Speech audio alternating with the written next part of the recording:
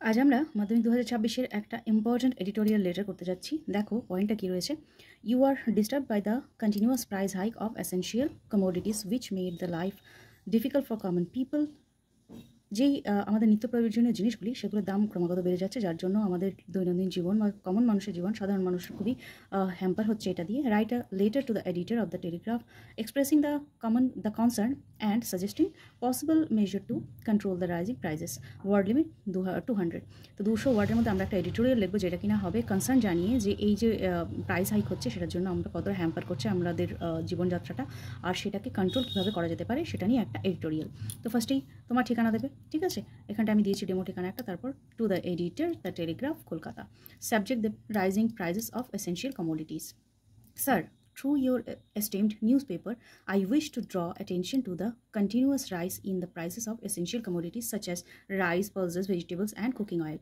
আপনার এই এডিটোরিয়ালটার মাধ্যমে বা আপনার এই পত্রিকার মাধ্যমে আমি এই একটা খুব কনসার্নড যেটা টপিক সেটা দিয়ে আমি আলোচনা করতে চাইছি, যেটা কিনা দৈনন্দিন সব জিনিসপত্রের দাম বৃদ্ধি বা মূল্য বৃদ্ধি নিয়ে। This price hike has made the daily life very difficult for middle class and poor middle families.